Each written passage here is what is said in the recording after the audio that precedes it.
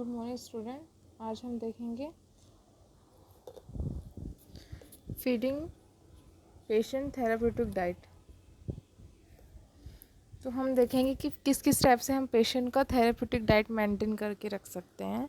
तो हम पेशेंट को दो तरीके से फीडिंग दे सकते हैं, एंट्रल और पेरेंटल। पेरेंटल मतलब हम उसको वेन्स और आर्टरी के थ्रू देंगे, एंट्रल मतलब हम उसको ओरली दे सकते हैं, ट्यूब फीडिंग भी दे सकते हैं और डायरेक्ट जीआई ट्रैक्ट में भी हम उसको फीडिंग कर सकते हैं।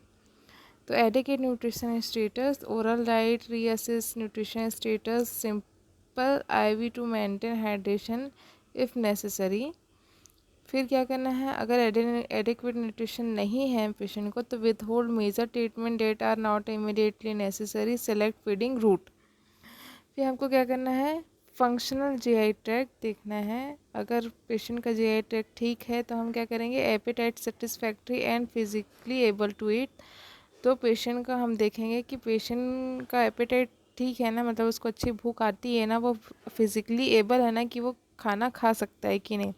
अगर खा सकता है तो हम पेशेंट को ओरल डाइट देंगे और नेसेसरी सप्लीमेंट देंगे। अगर पेशेंट मुंह से नहीं खा सकता है तो हम उसको एंट्रल न्यूट्रिशन ट्यूब फीडिंग की तरह या किसी भी फीडिंग की तरह हम क्या करेंगे, पेशेंट को देंगे। अगर पेशेंट का जीआई ट्रैक्ट ठीक नहीं है तो हम क्या करेंगे, only short term support anticipated and not severely malnourished. अगर पेशेंट का शॉर्ट टर्म मतलब उसका जो है शॉर्ट टर्म एंटिसिपेटेड नहीं है जीआई ट्रैक्ट और पेशेंट मालनरिश्ड है तो हम उसको क्या करेंगे, पेरेंटल न्यूट्रिशन देंगे पेरिफेरल वेन के थ्रू। अगर मालनरिश्ड है तो हम उसको पेरिफेरल वेन के थ्रू हम लोग क्या करेंगे, पेरेंटल न्यूट्रिशन देंगे। अगर मालनरिश्ड नहीं है तो हम लोग क्या करेंगे, पेरेंटल न्यूट्रिशन देंगे by central vein. Enteral nutrition, the delivery of nutrients by tube into the gastrointestinal tract, commonly known as tube feeding। और पेरेंटल न्यूट्रिशन किसको बोलते हैं, जब हम लोग न्यूट्रिशन डिलीवर करते हैं through the vein, it is known as parenteral nutrition. Tube feeding हम लोग क्यों देते हैं, अगर पेशेंट को बहुत समय से भूख नहीं लग रहा, पेशेंट कोमा में है, has high requirement of calories और vitamin, have an obstruction fistula or alter motility in upper GI tract, who have chewing और swallowing problem। तो एक सारे पेशेंट को हम लोग क्या करते हैं, ट्यूब फीडिंग देते हैं। Tube feeding are contraindicated, किसमें किसी कॉन्ट्रा इंडिकेटेड है, अगर किसी का इंटेस्टाइनल ऑब्स्ट्रक्शन है, उसका जीआई ट्रैक्ट फंक्शनल नहीं है, पायलिटिकस इलियस है मतलब उसमें पेरिस्टालसिस मूवमेंट नहीं है, obstruction of intestine due to a paralysis of intestinal muscles. ठीक है, पेशेंट को डायरिया और इंट्रैक्टेबल वॉमिटिंग हो रहा है। इंट्रैक्टेबल वॉमिटिंग मतलब वो ईजिली मैनेजेबल और कंट्रोलेबल नहीं है। फीडिंग रूट्स, अब फीडिंग रूट्स हम लोग कौन कौन सा किस किस टाइप का फीडिंग कर सकते हैं, तो ट्रैन नेज़ल ट्यूब में देंगे। ट्रांस नेज़ल ट्यूब में क्या होता है, इसमें क्या करते हैं, अगर पेशेंट को 4 सप्ताह से कम हमको फीडिंग देना है तो हम क्या करेंगे, उसको ट्रांस नेज़ल ट्यूब फीडिंग देंगे। Which is not generally used, मतलब ये क्या होता है, NG is the most commonly और जनरली यूज्ड। ठीक है, ये जो फीडिंग ट्यूब है वो क्या है, मोस्ट कॉमनली और जनरली यूज़ होता है फॉर लेस देन 4 वीक। अगर हमको 4 वीक से कम पेशेंट को न्यूट्रिशन देना है तो हम क्या करेंगे, ट्रांस नेज़ल ट्यूब फीडिंग देंगे। ऑस्टोमिक फीडिंग में अगर हमको पेशेंट को 4 वीक से ज़्यादा उसको फीडिंग देना है तो हम लोग क्या करेंगे, ऑस्टोमिक फीडिंग देंगे। तो हम इसको कब देते हैं, गैस्ट्रोस्टोमी और जिजनोस्टोमी में। ठीक है, स्टोमी मतलब उनका सर्जरी हुआ है तो हम लोग क्या करते हैं, उसको फीडिंग देते हैं। कैरेक्टरिस्टिक फॉर फार्मूला फीडिंग, तो जो हम फीडिंग देते हैं उसमें क्या क्या होना चाहिए, उस न्यूट्रिएंट में, तो एडिक्वेट न्यूट्रिशन होना चाहिए, पेशेंट उसको वेल टॉलरेट करे, इजीली डाइजेस्ट कर सके, और ना तो वो ज़्यादा कॉस्टली हो और ना तो उसको बनाने के लिए हमको ज़्यादा मेहनत करना पड़े, मतलब वो इजीली प्रिपेयर्ड हो जाए और इनएक्सपेंसिव हो।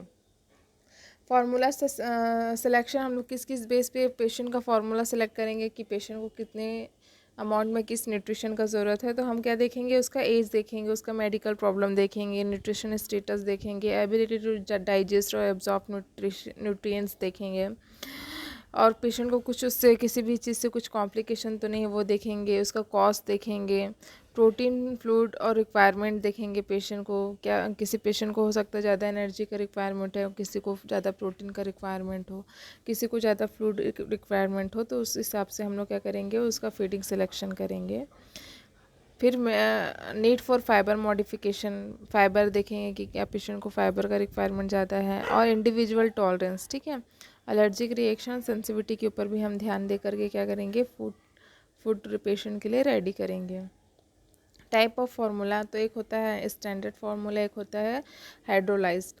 तो स्टैंडर्ड फार्मूला के क्या क्या नाम से जानते हैं, polymeric formula, solution that require intake nutrition whole protein and long chain triglyceride are intended for patients who have normal digestive absorptive capacity, ठीक है। Standard tube feeding formula come in wide variety such as isotonic hydrochloric fibre containing product. Isotonic solution क्या होता है, formula क्या होता है, same concentration of solute और another solution, ठीक है, जितना उसमें सॉल्यूट रहेगा उतना उसमें सॉल्यूशन रहेगा, उसको हम आइसोटोनिक कहेंगे। हाइपरटोनिक मतलब ग्रेटर कॉन्सेंट्रेशन होगा सॉल्यूट का और सॉल्यूशन उसमें कम अमाउंट में होगा। हाइपर कैलोरिक फार्मूला में क्या होगा, more than 1 kilo calorie per ml than another solution. Fibre containing formula में क्या होगा, are lower osmolality and used for patient with abnormal bowel regulation।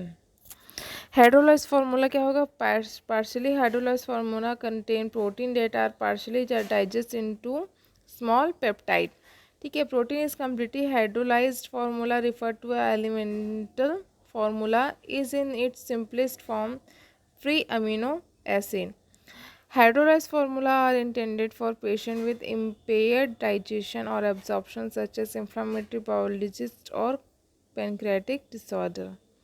Modular formula क्या होता है, are not nutritionally complete by themselves, they are added to food or other enteral product to change composition। तो जो भी इसमें जो modular formula रहेगा, इसमें जो जो न्यूट्रिशन का अमाउंट चाहिए वो कंप्लीट नहीं होगा, तो उसको कंप्लीट बनाने के लिए हम क्या करते हैं, कुछ चीज़ ऐड करते हैं, ठीक है, ताकि हम उसके कंपोजिशन को, उसके प्रोडक्ट को चेंज कर सकें। Nutrition it can not otherwise be made, ठीक है, अगर हम ऐसा नहीं करेंगे तो पेशेंट का न्यूट्रिशन नीड उसको मतलब जितना उसको मिलना चाहिए उतना नहीं मिल पाएगा मॉड्यूलर फार्मूला में। तो ये इसका क्या है, टाइप ऑफ न्यूट्रिशन फार्मूला है।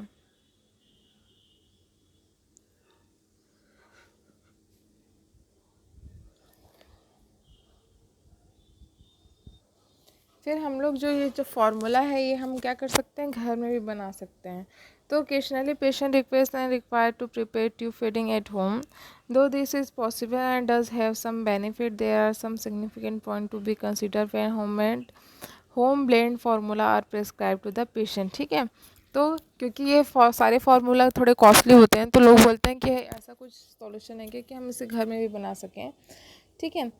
तो the table below will show the advantage and disadvantage of home blend formula.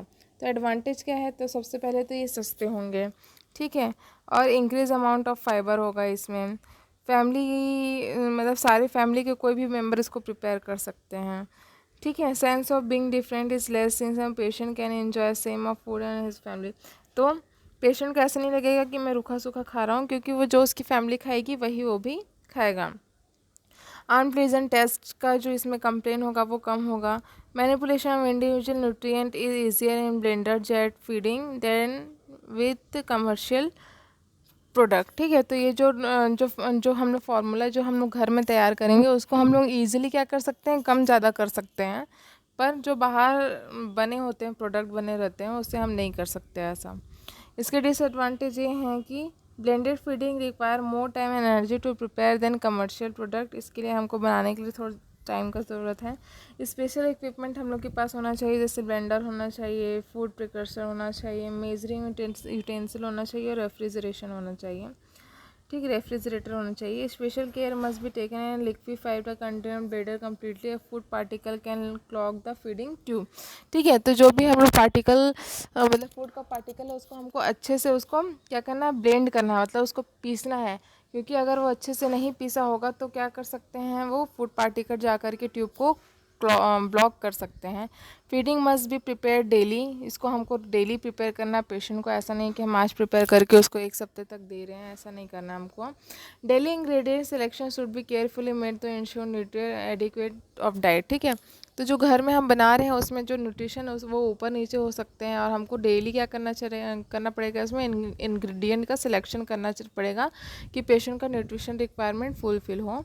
May need vitamin और मिनरल सप्लीमेंटेशन। ठीक है, तो जो भी चीज़ हम बना रहे हैं उसमें प्रॉपर विटामिन मिनरल सप्लीमेंटेशन होना चाहिए। Higher incidence of bacterial contamination हो सकता है इसमें। Extra amount of blender jet feed must be kept refrigerated and must slightly warm before feeding. Blenderized feeding are difficult to make if patient is away from home. ठीक है, तो अगर हम लोग घर में एक घर से ब्लेंड कर रहे हैं उसको न्यूट्रिशन को, पेशेंट को दूसरी जगह ले जा रहे हैं, तो इसको हमको ट्रांसपोर्ट करने में थोड़ा प्रॉब्लम होगा। डिलीवरी मेथड, तो इंटरमीडिएट ट्यूब फीडिंग हो सकता है, बोलस फीडिंग हो सकता है और कंटिन्यूस ड्रिप फीडिंग हो सकता है। तो इंटरमीडिएट ट्यूब फीडिंग में हम लोग क्या करते हैं, पेशेंट को हर 4 से 6 घंटे में उसका जो वॉल्यूम रहता है, फीडिंग वॉल्यूम सॉल्यूशन रहता है, उसको ख़त्म करने का टाइम होता है 20 से 30 मिनट में हमको ख़त्म करना रहता है। हर 4 से 6 घंटे में हमको पेशेंट को क्या करना रहता है, डाइट देना पड़ता है। और ये जो डाइट है वो पेशेंट के किसके ऊपर डिपेंड करता है, टोटल फ्लूइड वॉल्यूम के ऊपर भी क्या करता है, डिपेंड करता है। फिर बोलस फीडिंग में हम लोग को क्या करना रहता है, हर 4 से 6 घंटे में पेशेंट को फीडिंग देना रहता है within a few minute, थोड़े समय के लिए। They are used in feeding into the stomach. ठीक है, तो ये इस टाइप का फीडिंग हम लोग किस में करते हैं, अगर पेशेंट को डायरेक्ट हम लोग स्टमक में फीडिंग दे रहे हैं, जैसे जिजोनोस्टोमी और या फिर गैस्ट्रिक्टोमी में हम लोग क्या करते हैं, पेशेंट का डायरेक्ट हम लोग उसके क्या करते हैं, स्टमक में हम लोग क्या करते हैं, ट्यूब इंसर्ट करके, जिजोनोटोमी या गैस्ट्रिक्टोमी करके हम लोग ट्यूब इंसर्ट करके पेशेंट को फीडिंग देते हैं, जैसे आप इस पिक्चर में देख रहे हैं। ठीक है, कंटिन्यूस ड्रिप फीडिंग में हम लोग क्या करते हैं, हमारे पास पहले से एक फार्मूला रेडी रहता है जिसको हम लोग पेशेंट के आईवी लाइन में कनेक्ट करके उसको क्या करते हैं, हम लोग फीडिंग प्रोवाइड करते हैं।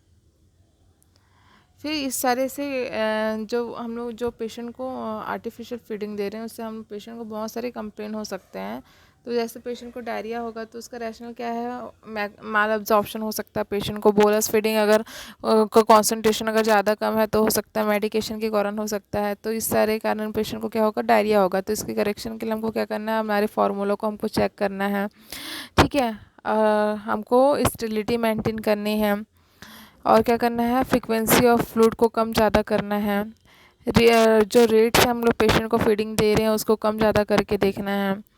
और medication, evaluate medication as primary cause, और कहीं पेशेंट को मेडिसिन के कारण तो नहीं हो रहा है, इस सब चीज़ को हमको क्या करना है, असेस करना है। फिर पेशेंट का ट्यूब भी क्लॉग हो सकता है, इसका कॉज ये है कि फीडिंग हीटेड फार्मूलाज, हो सकता है कि फीडिंग बहुत गर्म है जिसके कारण जो ट्यूब है वो क्या हो गया है, ब्लॉक हो गया है। इम्प्रॉपर क्लीनिंग ऑफ ट्यूब के कारण भी ट्यूब ब्लॉक हो सकता है। तो इसको करेक्शन करने के लिए हमको क्या करना है, डू नॉट हीट फार्मूला, जो भी हम पेशेंट को दे रहे हैं वो ज़्यादा गर्म नहीं होना चाहिए। फिर पेशेंट को खाना देने के बाद, खाना देने से पहले पेशेंट की ट्यूब को क्या करना चाहिए, हमको क्या कर देना चाहिए, फ्लश करना चाहिए। ज़्यादा थिक नहीं होना चाहिए हम लोग जो भी पेशेंट को फीडिंग दे रहे हैं वो। ऑस्मोलिटी के ऊपर भी हमको क्या करना चाहिए, ध्यान देना चाहिए।